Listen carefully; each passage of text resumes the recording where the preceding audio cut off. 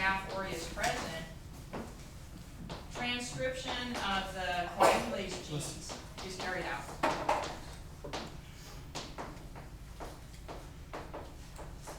So we have transcription, of course, translation. That lets the Staph aureus make the coagulase that will help form the fibrin fork when the staph is in low numbers, right? When they need protection from the phagocytes, right? But what is going to happen, you guys, as the concentration of Staph aureus grows inside this little block here? What's happening to the concentration of autoinducers? And we can just use autoinducers as orange. Okay, so initially there was very low concentration of autoinducer because there's only a few Staph aureus. But now they've grown to huge population size. So what's the concentration of autoinducer inside this clot? High. So what if we have high autoinducers? What's going to happen?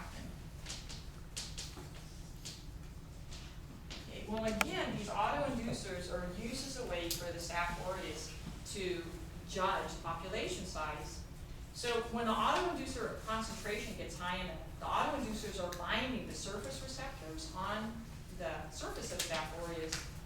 And when enough of those receptors are bound, it's going to trigger a complicated series of events that permits the Staph aureus to turn off transcription of which genes? Of the coagulase, right? And turn on transcription of what other gene? Staphylokinase. Yeah, so we're going to turn on transcription of the staphylokinase. So this is so wild, you guys.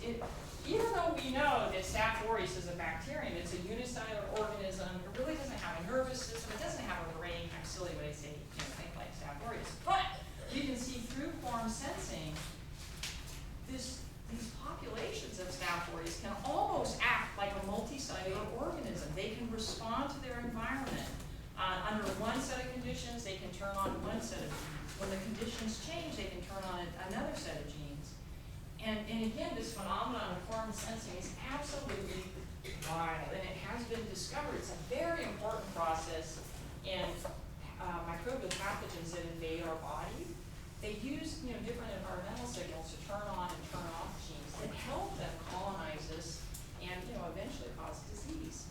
Yeah. All right. So again, as the king of the invasive bacteria, Staph aureus not only can protect itself with the fibrin fort when numbers are low, and then break out of the fibrin fort. When they have high numbers, it can overwhelm the phagocytes. In addition, when they break out, they can make a toxin that can help them kill the waiting white blood cells. So Staph aureus can make a toxin called leukocidin. The suffix "cidin" comes from the root to kill, and the prefix tells us what are they killing? Leukocytes, right? White blood cells. So cells of our immune system. So here's another way that Staph aureus can defeat our defenses. They can actually kill our immune cells, the cells that are sent to kill the Staph aureus. They just kill them. And indeed, leukocidins contribute to pus formation, because when the white blood cells arrive and the Staph aureus is killing them with the leukocidin, the white blood cells, they start to die and lyse. It releases that sticky chromosomal DNA that you guys saw in the KOH test, the stop test at lab. And so leukocidins then contribute to pus formation. And thus, Staph aureus is described as a pyo, not pyro, pyogenic bacterium. And pyo means what? Yeah, you will love it. Here early in the morning, right after breakfast, we get to talk about pus-producing bacteria, pyogenic bacteria like Staph aureus. Yeah, okay, pus producers. Kill those poor little white blood cells. And just one last virulence factor, you guys, and as you know, we're just hitting a few of them. But in addition, Staph aureus, as you guys remember from lab, it's a beta hemolytic bacterium that causes complete total destruction of red blood cells, and that's through a molecule called hemolysin. So Staphylococcus aureus also produce homolescens. Lysis, here's the suffix for lysis, to break open. What's being broken open? Heme refers to the blood, and specifically here red blood cells. And one thought there is that Staphylococcus aureus requires iron for cytochromes, right, for electron transport chain. Our bodies have special iron-binding proteins to make sure free iron isn't available for invading pathogens. So a sneaky way that some pathogens like Staph aureus can acquire iron is by lysing our red blood cells. Where in the red blood cells are they going to find nice supplies of iron? Hemoglobin. Hemoglobin, right? Hemoglobin. Iron is in the hemoglobin. Mhm. So by making the homolescens, possibly this is a way for Staph aureus, can steal iron from our hemoglobin, from our red blood cells.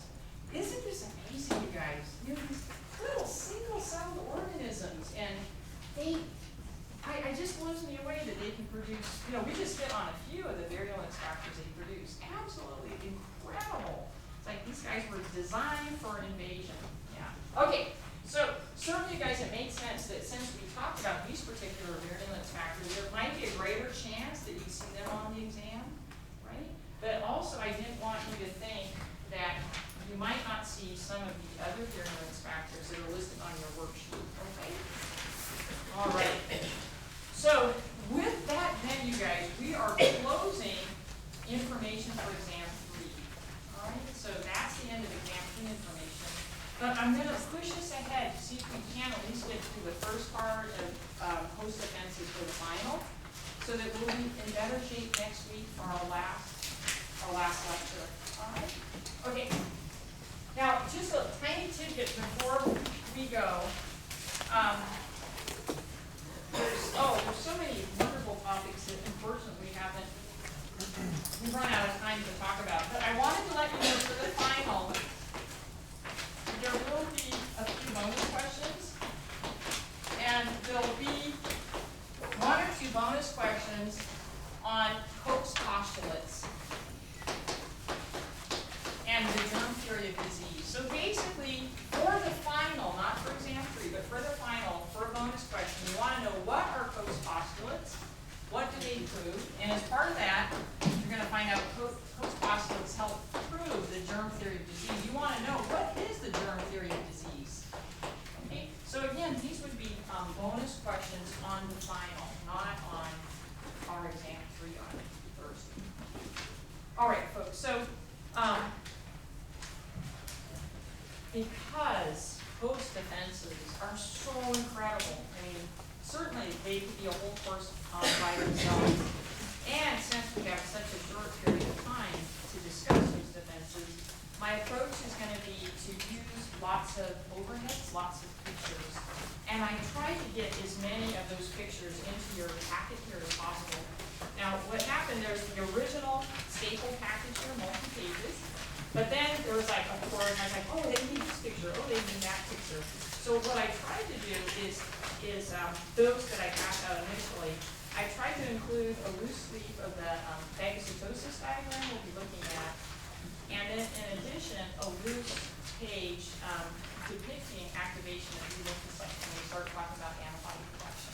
Okay, so certainly, folks, if you didn't get those, come on up and grab them. Okay, don't be shy, because you'll need these as we go through these overheads pretty rapidly.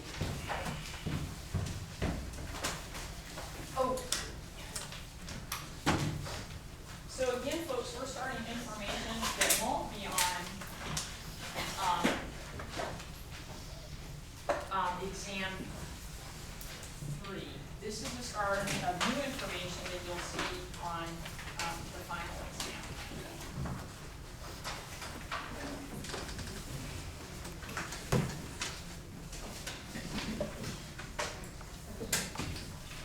And I'll try to refer you to the appropriate page in your handout here as we go along.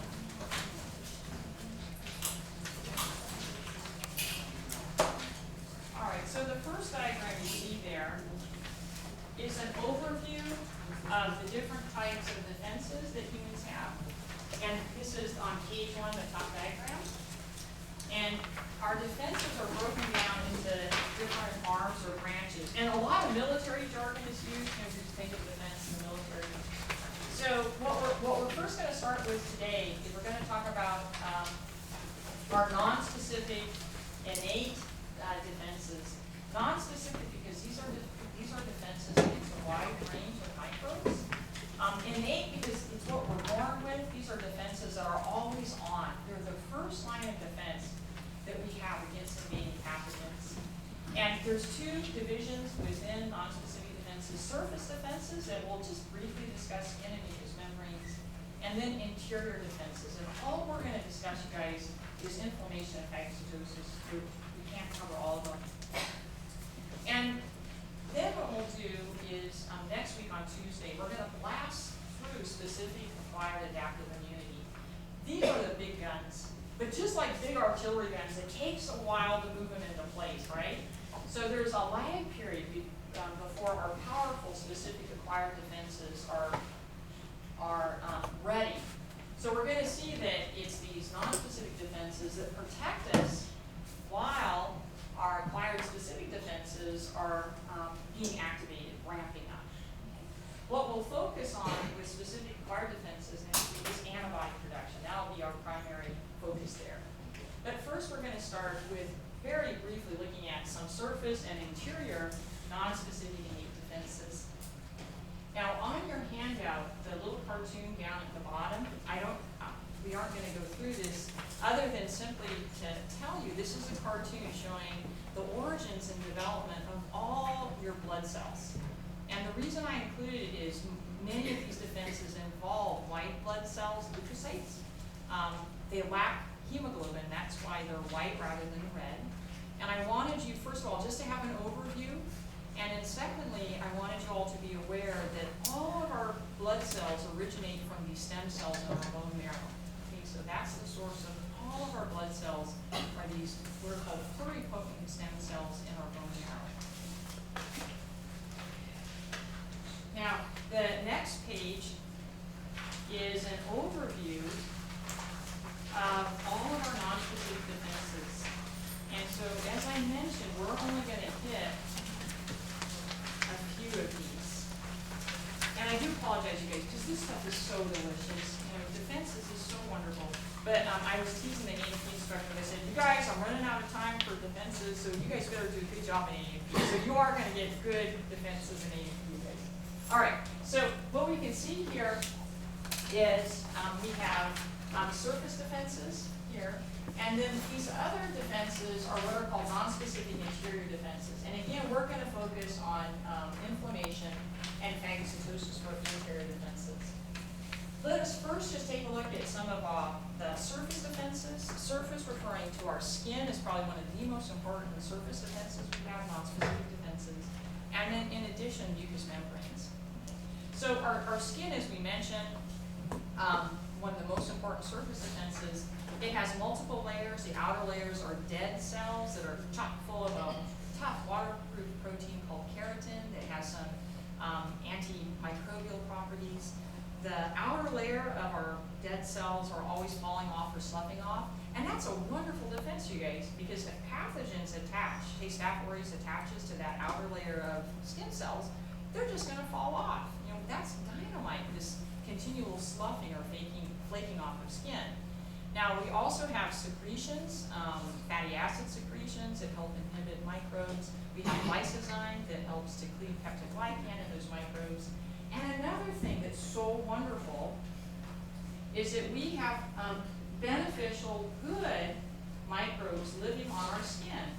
Now, my overhead doesn't look like yours, but if you look at page 3 of your handout, this is a diagram showing members of what are referred to as our normal microbiota. These are generally beneficial microbes that live on the surface of our skin and mucous membranes, and they are an important part of our normal defenses. And the reason is they can block attachment sites, so pathogens can't bind to our cells. They can compete for food, for nutrients with invading pathogens. They may produce metabolic waste products like acids that are actually inhibitory to invading pathogens. So we want to be aware that our good normal microbiota are part of our normal defenses. And consequently, if we can avoid taking broad-spectrum antibiotics, we'd like to avoid that. When we take broad-spectrum antibiotics, we kill our good beneficial bacteria, and consequently, we might actually be at higher risk for subsequent, say, foodborne infections. They had an outbreak, this was many years ago, but to me, I have the weirdest sense of humor. They had an outbreak of salmonella in Disney World many years ago. So some of the folks that came to Disney World got sick and others didn't. And they were trying to figure out why was it that some of the folks, all these folks ate the same food that was contaminated. Why did some of them get sick and others did not? What they discovered was a risk factor. A lot of the people that got sick with salmonella had been on broad-spectrum antibiotics within the last month. And they think what happened was, because they were on this broad-spectrum antibiotics, they killed all their good protective microbiota in their intestinal tract. So when they ate the contaminated food that had salmonella in it, the salmonella had little competition in the intestine. There was lots of places for them to attach. So folks that had been on broad-spectrum antibiotics were at higher risk of later becoming infected with salmonella. I thought, oh, that is wild. Yeah. Once those are killed, you can't get them back, or is it? Oh, you can get them back because, for example, if you're on broad-spectrum antibiotics, some physicians, healthcare professionals will suggest if you're taking oral broad-spectrum antibiotics, eat probiotics, and that could be as simple as cultured yogurt, live cultured yogurt, buttermilk, kefir, a lot of pickled vegetables. Those are actually good lactic acid bacteria, so a lot of live cultured pickled vegetables.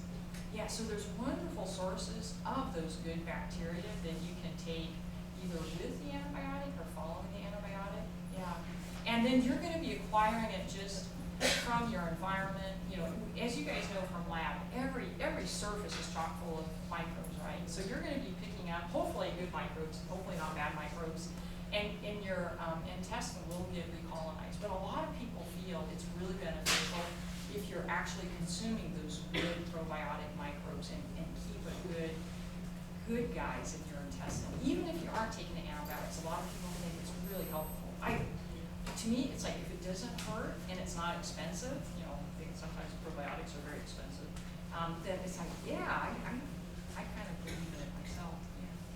Was there another? I was just gonna ask, how long does it take to kind of get back to normal? Gosh, that's a really good question, and it might have to do with our genetics, right? We're all different. It might have to do with the good microbes that you're consuming to reestablish your good intestinal microflora. Just as an example, you guys, our son, they thought he had like community-acquired MRSA, so they put him on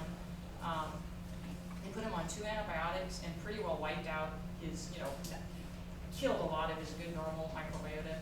And it's been 2 weeks since he's been off, and he says he's still having diarrhea, and he's been taking the probiotics, the cultured dairy products. So for him, it's 2 weeks after he stopped the antibiotic, and he's still having diarrhea, which to me indicates the good normal microbiota is still out of balance. Yeah. So yeah, it might vary person to person. Yeah. Okay. So, but down at the bottom, you guys, we're going to see so many of our defenses. They are what we call double-edged sword. We can't live without them, right? But a double-edged sword, no, what the heck is that? I don't know if this is true, you guys, but say this is my double-edged sword, and let's say you're an invading pathogen, Lindsay, so I'm going to attack you, boink, right? But I go boink, and then it rebounds, and it hurts me, right? The double-edged sword. So we see this very often with our defenses. It's definitely part of our defenses, but our defenses can also hurt us. And that's the little note, you guys, down at the bottom here.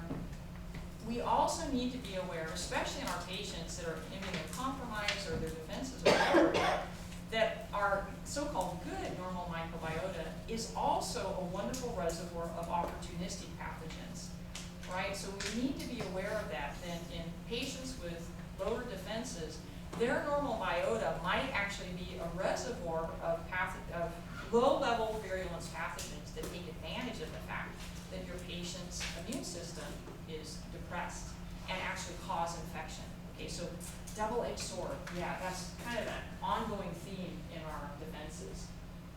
Okay, so, still on you guys, these normal surface defenses. I just wanted to, spend just a little bit more time talking about, normal defenses of your mucous membranes. And don't do this right now, you guys, because we know we're all contaminated, but if you stick your finger in your mouth or up your nose, okay, and feel that soft, wet, delicate membrane, that's an example of mucous membrane.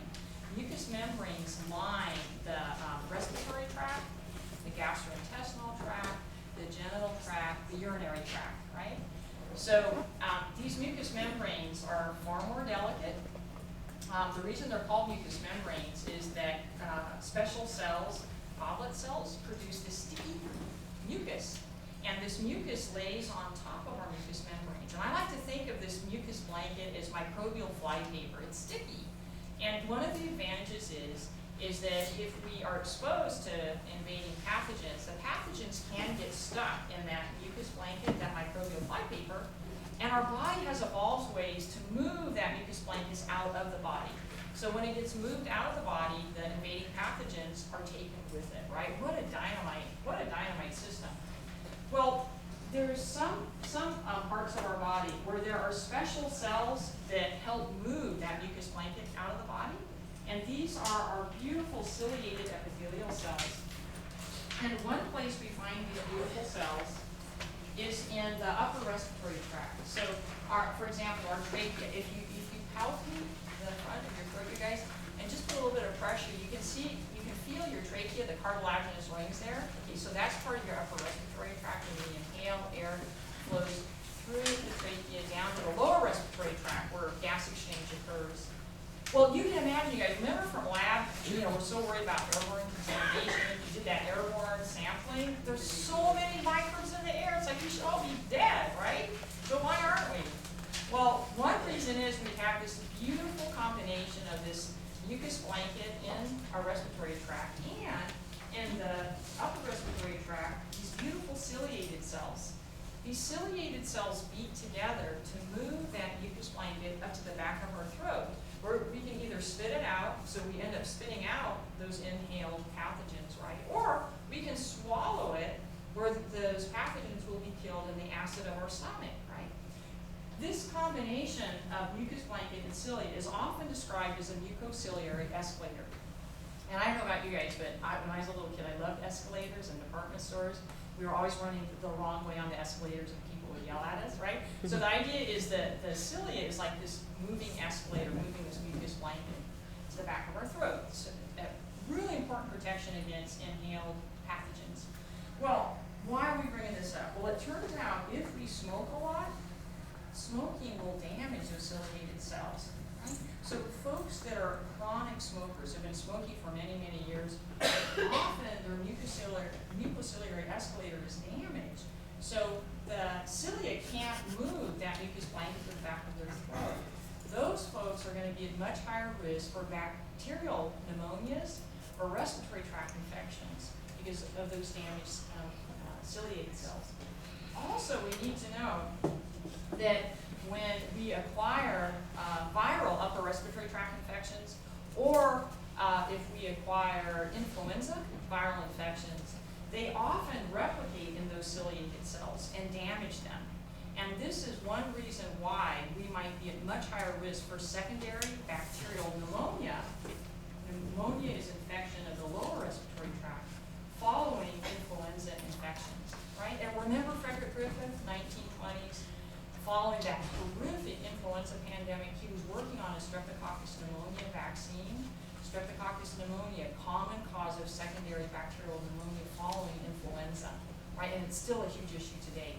Okay, so damage to those ciliated cells by smoking or by viral respiratory tract infections can increase our risk of developing much more serious lower respiratory tract infections. Now, one more place, you guys, where we have these beautiful ciliated cells is in the female reproductive tract. And this isn't the best diagram, but hopefully we can get an idea here. So this is the sagittal section through the pelvic area of a woman. And what we want to focus on here is the ovary. So when women reach reproductive age about once a year, they ovulate an egg, an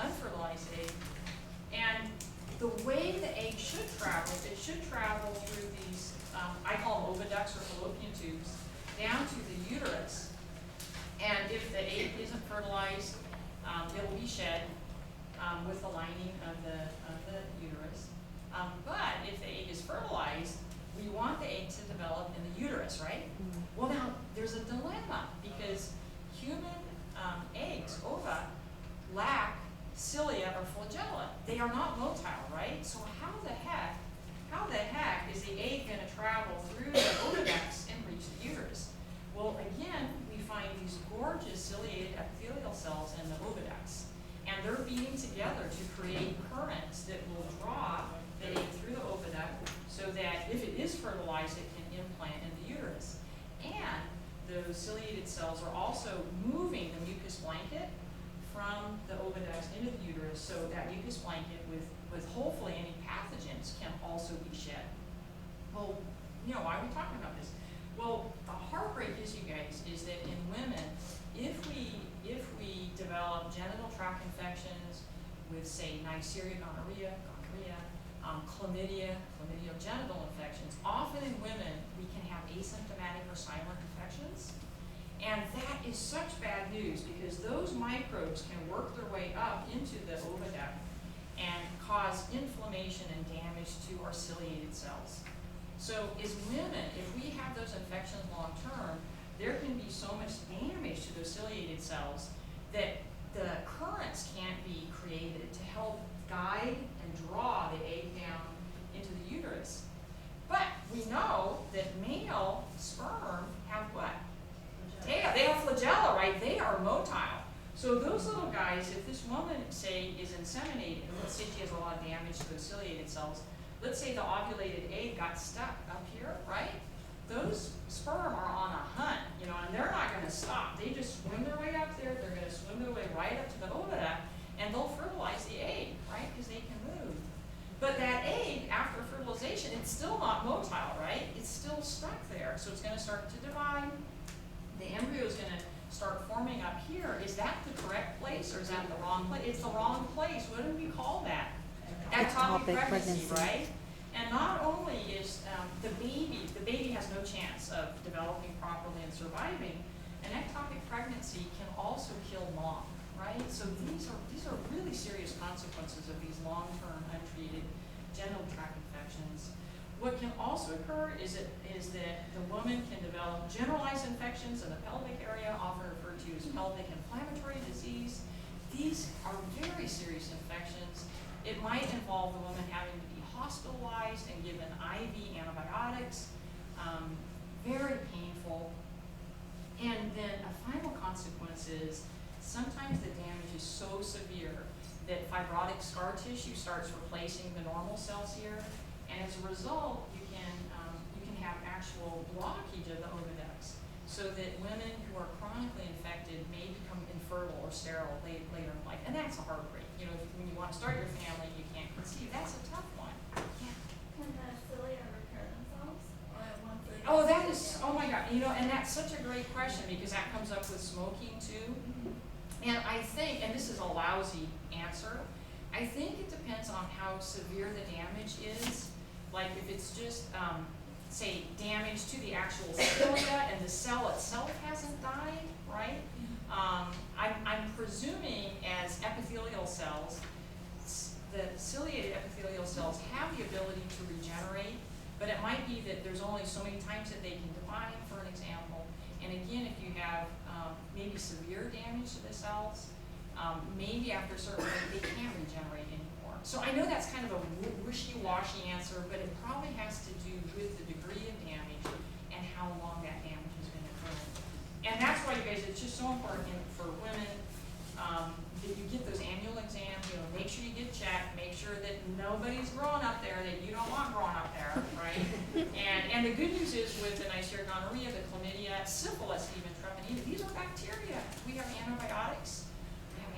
Hopefully that will kill them early. So it's just a matter of getting started early. The last thing, you guys, is that they have definitely shown that men and women, if you are already infected with one of these bacterial infections, gonorrhea, chlamydia, syphilis, and then you are on top of that exposed to HIV, having these pretty pre-existing genital tract infections greatly increases the chance that you will become infected with HIV.